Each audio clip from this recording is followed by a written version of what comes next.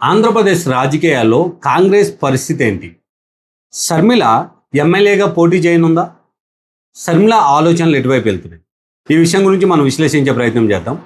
ఆంధ్రప్రదేశ్ రాజకీయాల్లో జగన్మోహన్ రెడ్డి, వైఎస్ఆర్సీపీ పార్టీ అధినేత జగన్మోహన్ రెడ్డి ఇప్పుడు ఇండియా కూటమిలో జాయిన్ అవ్వడానికి ఆలోచన చేస్తూ ఉన్నారు.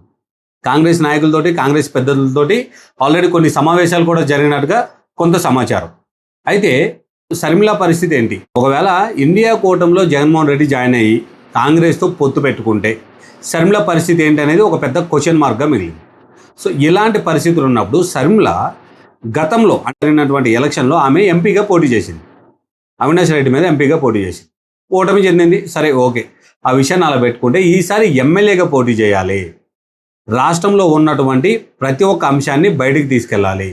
అలానే కాంగ్రెస్ పార్టీ తనకు నమ్మి ఈ పదవిని ఏదైతే ఇచ్చారో ఆ పదవిని కాపాడడం కోసం కానీ లేదా పార్టీని కాపాడడం కోసం కానీ ఆమె ఈసారి ఎమ్మెల్యేగా పోటీ చేయాలని భావిస్తుంది అన్నట్టుగా ఒక సమాచారం అయితే మనకు అందుతుంది. తన సన్నిహితులతోటి ఈ విషయం గురించి డిస్కస్ చేస్తుందంట ఆమె. మరి ఒకవేళ పోటీ చేస్తే ఏ ఏరియా నుంచి పోటీ చేయాలనే అంశం కూడా ఆలోచన చేస్తుందంట.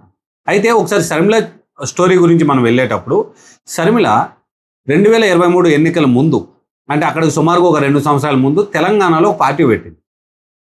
సో తెలంగాణలో పార్టీ పెట్టిన అనంతరం ఆ పార్టీని తీసుకుపోయి కాంగ్రెస్లో కలిపేసిన తర్వాత తెలంగాణలోనే ఏదైనా ఒక కీలక పదవి తీసుకుంటుందేమో అని ఆలోచించిన తరుణంలో అప్పటికి కాంగ్రెస్ పార్టీలో ఉన్నటువంటి రేవంత్ రెడ్డి అలానే దిగ్గజాలు ఉన్నారు, చాలామంది దిగ్గజాలు కాంగ్రెస్ పార్టీలో ఉన్నారు. వీళ్ళందరి మధ్యలో ఆమెను ఇక్కడ ఇముడుతుందా అనే అంశం కూడా కొద్ది రోజులు ఒక టాక్ ఆఫ్ ది టౌన్గా మారింది. ఇలాంటి పరిస్థితులు ఉన్నప్పుడు రేవంత్ రెడ్డి ప్లాన్ కానీ లేదా కాంగ్రెస్ పార్టీ ప్లాన్ కానీ ఆంధ్ర రాష్ట్రానికి అధ్యక్షురాలుగా పంపించారు. సో ఆంధ్ర రాష్ట్రానికి వెళ్ళిన తర్వాత ఆమె కాంగ్రెస్ పార్టీని బలోపేతం చేస్తుంది, కాంగ్రెస్ పార్టీని మరింత ముందుకు తీసుకెళ్తుంది. ఎవరైతే వైఎస్ఆర్కి సంబంధించినటువంటి ఓటింగ్ ఉందో లేదా కాంగ్రెస్ పార్టీ ఓటింగ్ ఉందో ఆ ఓటింగ్ని కాపాడుతుంది అనే అంశంతో ఏపీకి పంపించినట్టుగా అప్పటి ప్రచారాలు అప్పట్లో అలా ఉండేది. కానీ అక్కడికి వెళ్ళిన తర్వాత, అంటే ఆంధ్రప్రదేశ్ రాష్ట్రానికి వెళ్ళిన తర్వాత షర్మిల ఏకపందంలో, అంటే షర్మిల ఒకే ఒక్క ప్రత్యర్థిని ఎంచుకుంది. ఆ ప్రత్యర్థి ఎవరు అంటే తన అన్న అయినటువంటి జగన్మోహన్ రెడ్డి. సో జగన్మోహన్ రెడ్డిని వ్యక్తిగతంగా టార్గెట్ చేయడం, జగన్మోహన్ రెడ్డి ఎన్డీఏ కూటమితోటి బ్యాక్గ్రౌండ్లో అంటే తెర వెనుక ఆయన ఒప్పందం పెట్టుకున్నాడు అని చెప్పడం, ఇలాంటి అంశాలన్నీ జగన్మోహన్ రెడ్డిని టార్గెట్ చేస్తూ రాజకీయాలు కొనసాగిస్తూ వచ్చాయి. అలాంటి పరిస్థితుల్లో 2024లో అవినాష్ రెడ్డి మీద పోటీ చేయడం జరిగింది. పోటీ చేసి ఓడిపోయింది. ఇప్పుడు ప్రస్తుతం తన తల్లి నియోజకవర్గం, అంటే తన తల్లి సొంత ఊరు అయినటువంటి కమలాపురం నియోజకవర్గం నుంచి కానీ లేదా కడప నియోజకవర్గం నుంచి కానీ ఈ రెండు నియోజకవర్గాల్లో ఏదో ఒక నియోజకవర్గం నుంచి తన ఎమ్మెల్యేగా పోటీ చేసి అసెంబ్లీలో అడుగు పెట్టాలని చెప్పి షర్మిల భావిస్తుందంట.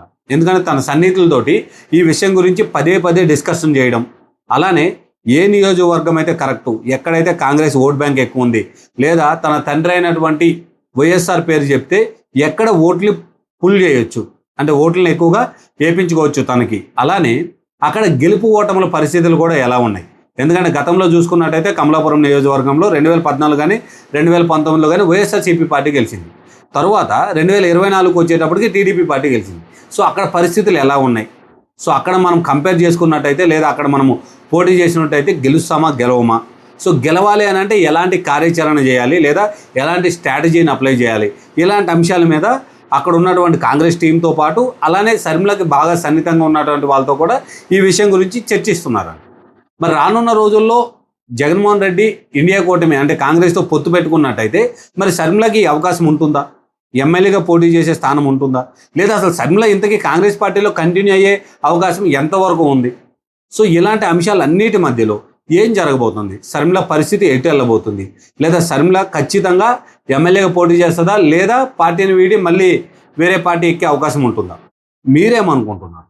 షర్మిల ఎమ్మెల్యేగా పోటీ చేసే అవకాశం ఉందా లేదా గతంలో పోటీ చేసినట్టుగానే ఎంపీగా పోటీ చేస్తుందా? మీరేం భావిస్తున్నారో కామెంట్ రూపంలో తెలియదు. Thank you.